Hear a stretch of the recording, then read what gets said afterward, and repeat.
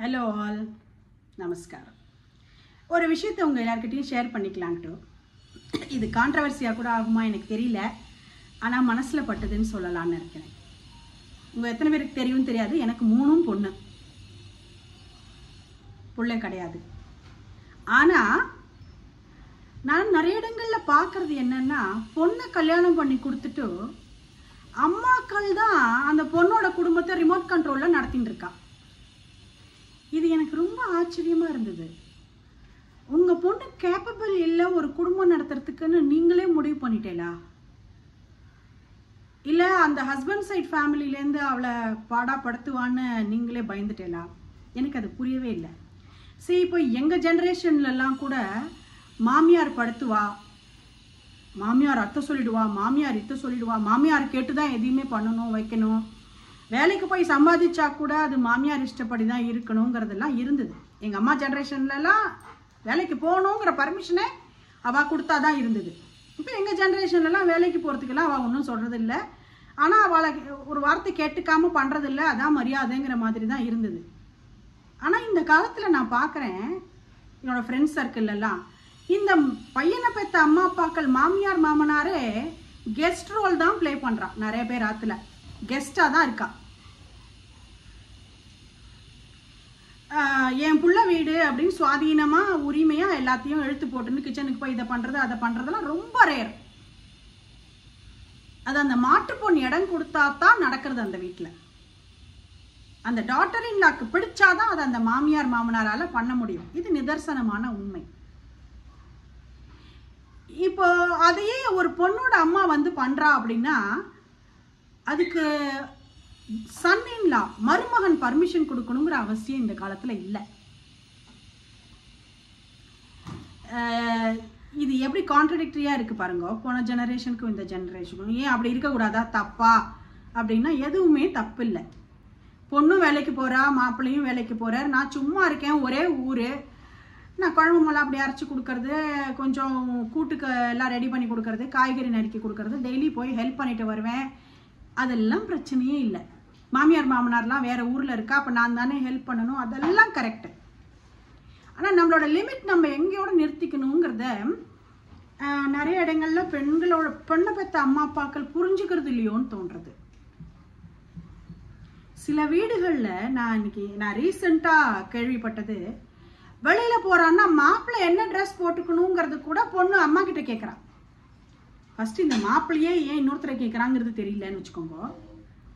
அவன் ஒய்ஃபை கேட்கறான், அவன் ஒய்ஃபு அவன் அம்மாவை கேட்கறான், என்ன போட்டுன்னு போனா நல்லா இருக்கும் அப்படின்னு. நம்ம ஒரு இடத்துக்கு வெளியில போறோம்னா அதுக்கு ஆப்ட் ட்ரெஸ் என்னன்னு தெரிஞ்சிக்காத ஒரு ஜெனரேஷன் குழந்தைகள், அந்த குழந்தைகளுக்கு நம்ம கல்யாணமும் பண்ணி வச்சு குடும்பம் நடத்த சொல்லிட்டோமா? எனக்கு அது ரொம்ப ஆச்சரியமா இருந்தது.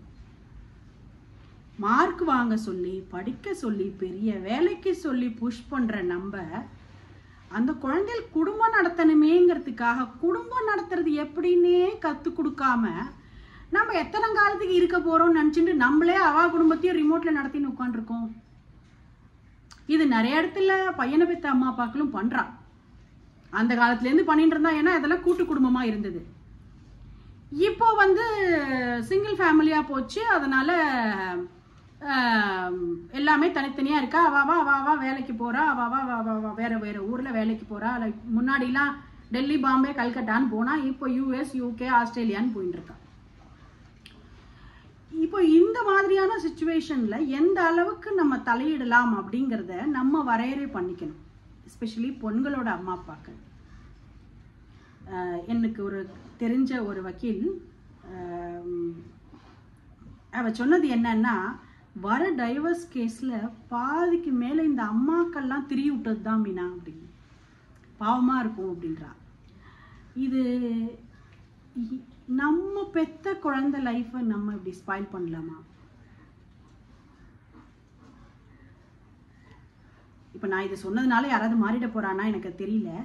ஆனா இது எங்க கேப் இருக்குன்னு நான் யோசிக்கிறேன் அப்படின்னா, நம்ம வளர்க்கும் பொழுது கேப்பபிள் கேர்ளாவோ கேப்பபிள் பாயாவோ நம்ம குழந்தைய வளர்க்காம 25 வயசு ஆயிடுத்து, 28 வயசு ஆயிடுத்து, இதான் வயசு கல்யாணத்துக்குன்னு தள்ளி விட்டுறோம். நம்ம வயசு மாத்திரம் இல்லை கல்யாணத்துக்கு, அதுக்கான ப்ரிப்ரேஷன் வேணும். நீங்க ஒரு ஐஐடிக்கு படிக்க போறேன்னா ஒரு என்ட்ரன்ஸ் கோர்ஸுக்கு போய் கோச்சிங் எடுத்துக்கிறீங்களா இல்லையா? மெடிக்கலுக்கு போறேன்னா ஒரு நீட்டுக்கு போய் கோச்சிங் எடுத்துக்கிறீங்களா இல்லையா?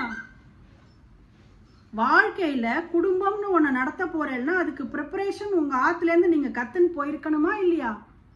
காஃபி குடிச்சா கூட டம்ளர் எடுத்து உள்ள வைக்க மாட்டா பொண்ணு, காஃபி குடிச்சா கூட டம்ளர் எடுத்து உள்ள வைக்க மாட்டான் பையன். அப்ப அந்த ரெண்டும் சேர்ந்து எப்படி குடும்பம் நடத்திருக்கோம்?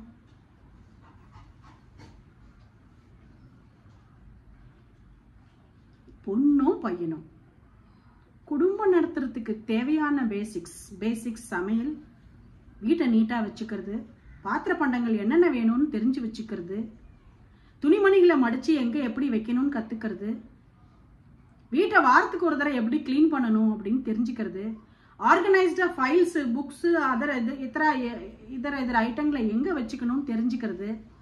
இந்த பேசிக்ஸ் கூடவா கத்து கொடுக்காம நம்ம குழந்தையில கல்யாணம் பண்ணி கொடுக்குறோம்? யோசிச்சு பாருங்க. இதெல்லாம் ஒரு 10வது 12வது படிக்கும் போதுலேருந்து ஆத்துல வேலை பண்ண வச்சு பழக்கம் பண்ணிட்டே இருந்தா புதுசே கிடையாது குழந்தைகளுக்கு. நீ படி, நீ இதுலலாம் தலையிடாதேன்னா அது லைஃப்ல கஷ்டப்படும். ஸ்கூல் படிக்கிற குழந்தைகளோட அம்மாக்களே யோசிச்சு பாருங்க. உங்க குழந்தைலாம் நாளைக்கு கல்யாணம் பண்ணி சந்தோஷமா நிம்மதியா குடும்பம் நடத்தணும் அப்படின்னா உங்க வீட்டுல அதுக்கு வேலை பழக்கலாம். நமஸ்காரம்.